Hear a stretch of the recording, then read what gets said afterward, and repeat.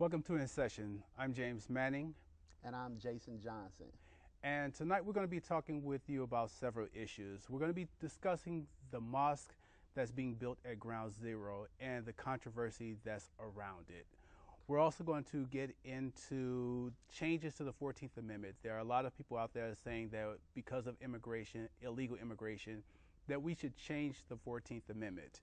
Finally, we're going to talk about crime in the Chicago area. And of course, with us tonight, we have Azriel from Voice, which is Village of Inner City Empowerment. He's going to be with us tonight talking about his nonprofit organization and what they're doing to help the youth in the community. But first, Jason, I want to really get into this discussion here about the mosque. What's your take on it, first of all?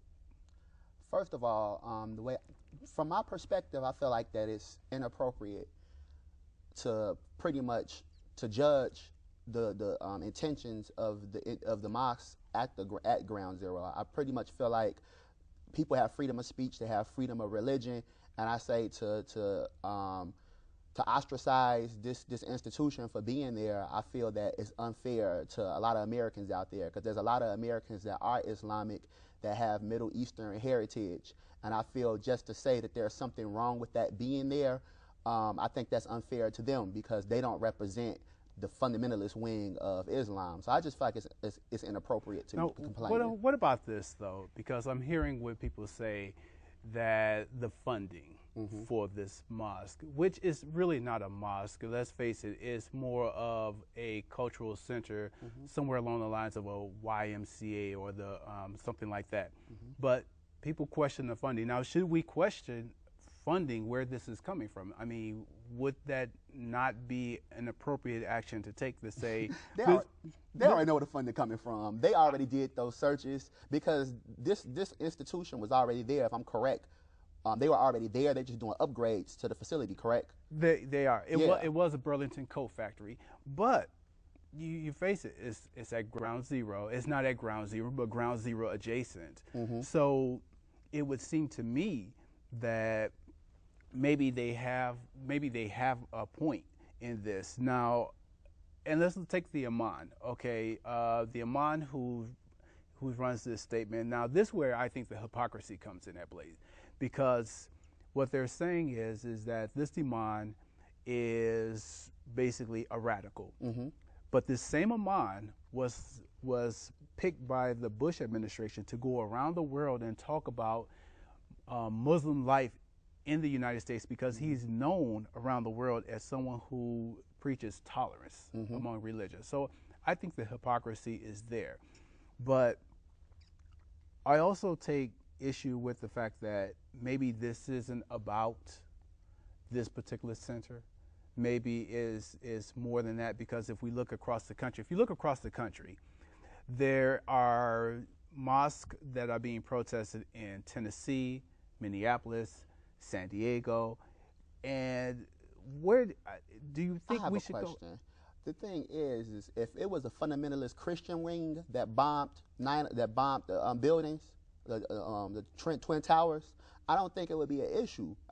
Because the thing is, because most Americans who are Christian don't associate themselves with the more extreme fundamentalist side of Christianity. And the same goes with a lot of Islamics in the United States. A lot of people of the Islamic faith, they don't associate with the fundamentalist wing of their faith. As a lot of Americans, they try to associate the whole religion of Islam as being fundamentalist, but that's not necessarily the case. Yeah. So if it was the roles were reversed and Timothy McVeigh bombed the Twin Towers, it wouldn't be an issue. Well, you know what, and that's always the problem that I've always had, is that you have, if you go to Michigan and you have these groups out there that are running around playing toy soldier, saying they want to do this because they want to protect themselves against the government, when they know if the government were to ever come at you hard, they couldn't do nothing. There's nothing you can do. It'd be like pellet guns. Yeah, and so we know that to be the case.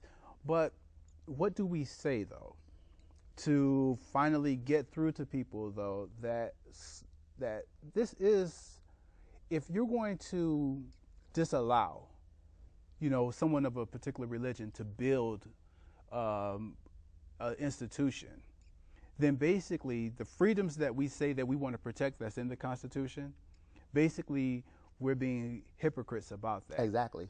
But for politicians, though, they seem to go right along with this. What's behind the politicians? Votes. Pretty much at the end of the day, all politicians want is votes. So if they can find a hot topic or a red or a hot button to push, they're going to push it for the most part. And that's what this is. This is grandstanding. They're building a mosque near 9/11. This could be an issue for some of the conservatives. Let's do this. Let's complain about this. And a lot of it is for show. Politicians, I saw this movie, I believe it was called Capitalism. I think it was Michael Moore. Michael Moore, yes. And it had Jesse the Body Ventura.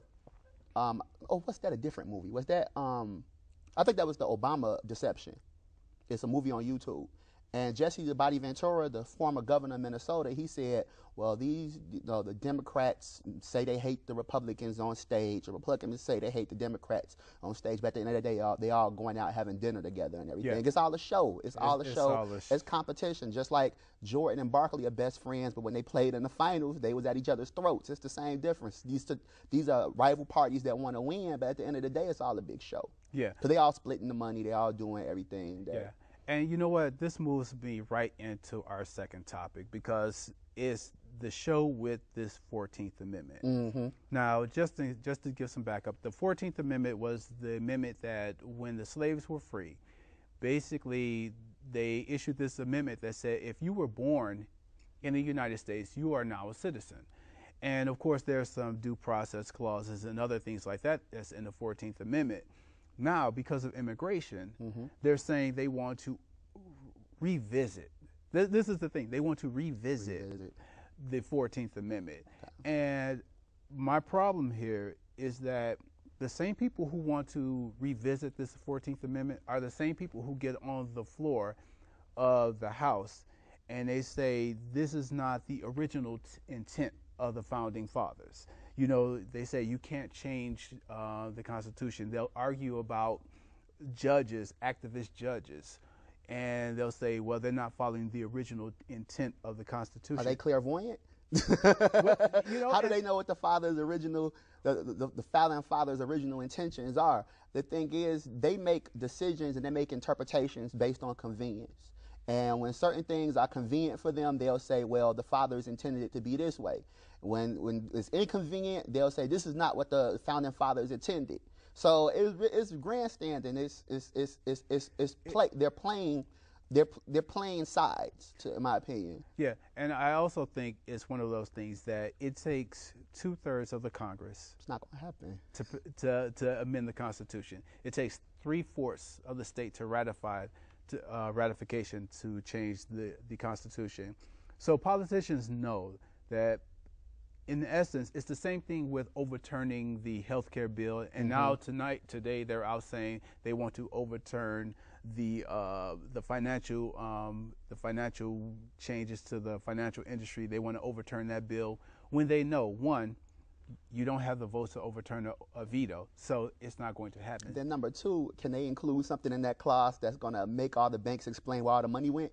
Well, I don't think that's going to be the case. But here's the thing, is that I'm afraid that people don't understand what the Constitution is, and I don't think they appreciate the complexity of it, because if you look at Brown versus the Board of Education, if you look at the due process clause that says that the Bill of Rights, not only must the federal government follow these Bill of Rights, but the states must the states must as well. So now you start tweaking with it, and then you have to ask yourself, are we determining a two-tier system for citizenship?